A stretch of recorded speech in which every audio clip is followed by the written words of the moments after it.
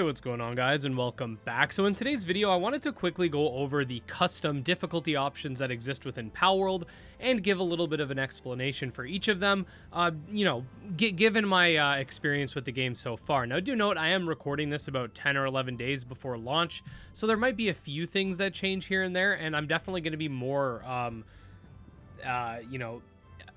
I'll be knowing more things like by the time this game actually releases. But for now, I'm going to show you guys something. So I created a world here just called Ed's OP World, and if we go to world settings, we can actually see you have the option for multiplayer, and then you have difficulty.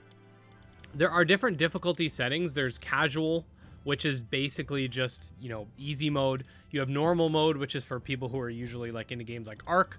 You have hard mode, which makes everything harder to catch, makes you get XP less, makes you take more damage, and just everything's dropped on the spot when you die.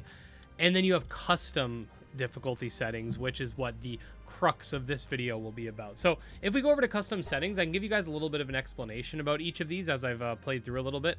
So it's pretty it starts off pretty basic, but there's a couple of things, and I love the fact that you can actually adjust these settings, because a lot of survival games, they expect you to essentially make the game your life, and not a lot of people can do that.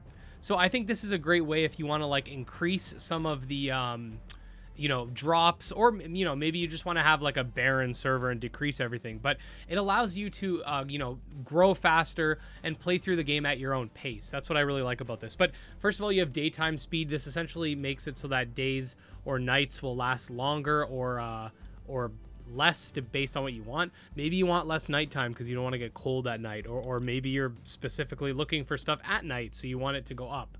You can kind of adjust how long days and nights last, and I think that's really cool. XP rate, that's very self-explanatory. You can go, basically no XP, or you can just go insane XP. Pal capture rate, same idea. You can just make pals super easy to catch if you want to, or you can make them super, impossible to catch. Pal appearance rate, this is important because, as stated here, it can affect your game's performance. This basically determines how many pals are going to be, in the game. So let's say you're in an open area. Usually there's only a few pals here and there. This will exponentially increase it up to 3 times. Damage from pals, damage you take from pals, damage to pals, damage you give to pals.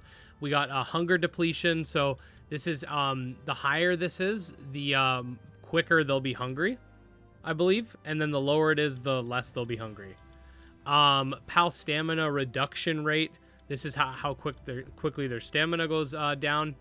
Pal auto HP regeneration, same thing, but for HP regeneration. So the higher it is, the more HP regeneration you're going to get. Pal sleep health regeneration rate. So when they're sleeping or in the box, or specifically in the box, this will determine the rate of that. Damage from multiplier, damage to player multiplier, player hunger depletion. So same thing, you'll get, your hunger will go down slower if you have this low, or higher if you have it high. Stamina reduction, that is a similar thing there. Auto HP restoration rate, same thing, but for the human. Auto HP. Sorry, this is for your pals just when they're chilling. HP regeneration for the human. It's for the human. Damage to structure multiplier. This is it when you're like destroying bases and stuff. Maybe you want it to be less. Maybe you want it to be more. Structure deterioration. This is pretty cool.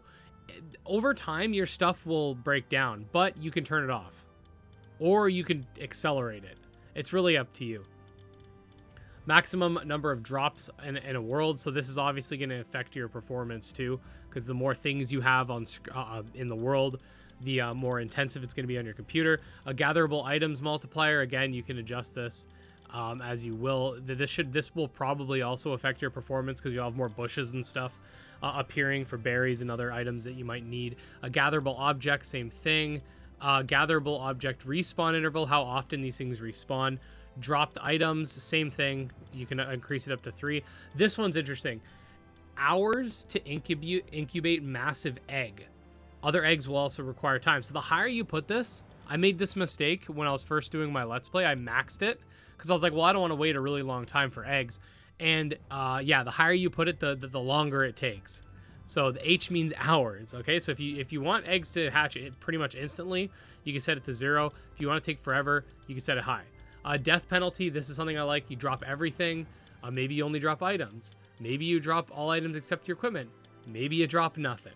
Right, and the maximum number of guilds, that's up to you, obviously, based on your world. But essentially, that's it. That's the custom settings in a nutshell.